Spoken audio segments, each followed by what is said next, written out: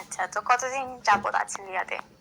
আমি আমার 4.5 বছর চলতেছে আর কি সৌদি আরবে। আচ্ছা, তো সবকিছু কেমন চলছে আপনার এই 4 বছরে?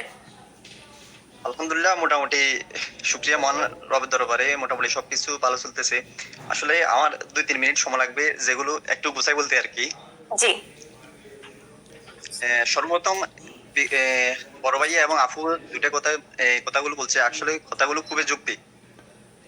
আমি সর্বপ্রথম যে পয়েন্টটা আপনার কাছে আপনার মাধ্যমে দেশবাসী অথবা প্রশাসনের যদি কোনো কথা ব্যক্তি দৃষ্টি আকর্ষণ হয় তাদেরকে বলার উদ্দেশ্য আর কি আপনার মাধ্যমে, সেটা হচ্ছে আপনারা দেখুন, আমরা প্রবাসীরা যারা বিশেষ করে গালফ কান্ট্রিগুলো অর্থাৎ দক্ষিণ পূর্ব এশিয়া কান্ট্রিগুলোতে বাংলাদেশি প্রবাসীরা আসে, তারা দেখা যায় প্রত্যেক বাংলাদেশি কমপক্ষে 5 লাখ 6 লাখ 7 লক্ষ টাকা দিয়ে আসে।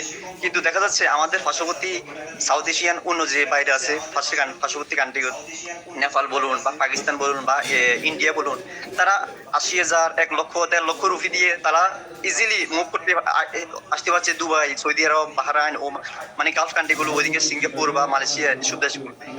কিন্তু একজন বাংলাদেশি আসতে 4 লক্ষ 5 লক্ষ 6 লক্ষ, দেখা গেছে তার এই 4 লক্ষ 5 লক্ষ 6 লক্ষ টাকা ইনকাম করতে তার 5 বছর 6 বছর 7 বছর চলে যেতেছে তার লাইফ থেকে।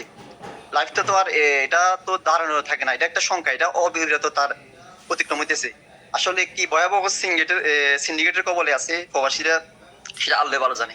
কিন্তু আমাদের মন্ত্রীরা বা সচিবেরা শুধু বলে রেমিটেন্স বাড়ানোর জন্য বা এসব এটা বাড়ানোর জন্য ওটা বাড়ানোর জন্য, কিন্তু আমরা যে যথাযথ যে পদক্ষেপগুলো স্টেপগুলো নেওয়া দরকার আমরা এগুলো দেখি না।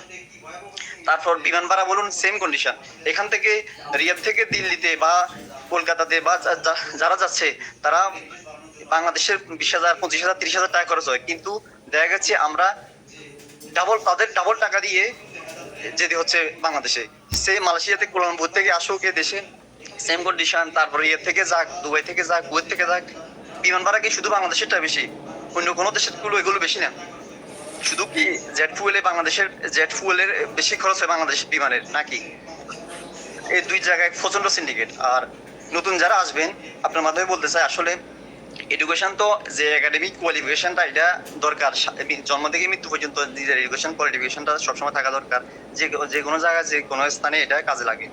তার মধ্যে আরেকটা কাজ হচ্ছে, আসলে যারা প্রবাসী আসেন বিশেষ করে গালফ কান্ট্রিগুলোতে, তারা টুকিটাকে হালকা একটা কাজ হলো, হাতের কাজ হলেও শিখে আসবেন লাজিম।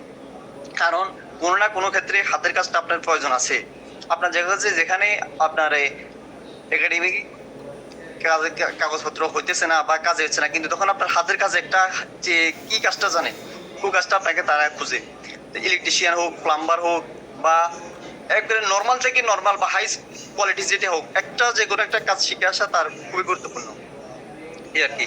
আর আশা করি আমাদের প্রশাসন এগুলো বা প্রবাসী কল্যাণ মন্ত্রণালয় বা সচিব যারা দায়িত্বে আছেন তারা বেশ করে এগুলো দেখবেন।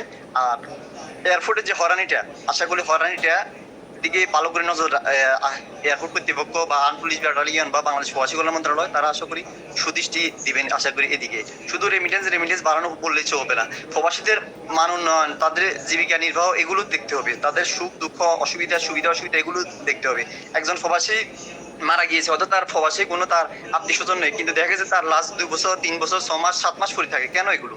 বাংলাদেশের কি দূতাবাসীরা নাই এখানে? দূতাবাস কর্মকর্তারা নাই? শুধু আমি এটা সৌদি আরবে ফেলা বলছি না, এটা প্রবাসী বাংলাদেশিরা যে দেশে কর্মজীবনের জন্য পাড়ি দেয় সব দেশের কথা বলছি, সব দেশের সেম কন্ডিশন সেম অবস্থা, অত দুই একটা ব্যতিক্রম ছাড়া আর কি।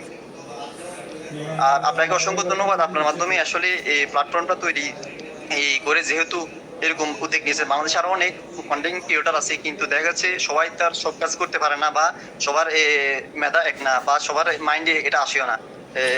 দেশবাসীর পক্ষ থেকে বা আমার পক্ষে আপনাকে যথেষ্ট ধন্যবাদ এবং আন্তরিকতা মোবারকবাদ। থ্যাংক ইউ সো মাচ আপনার সময়ের জন্য আজকে। থ্যাংক ইউ, ভালো থাকবেন আপনি। ওয়ালাইকুম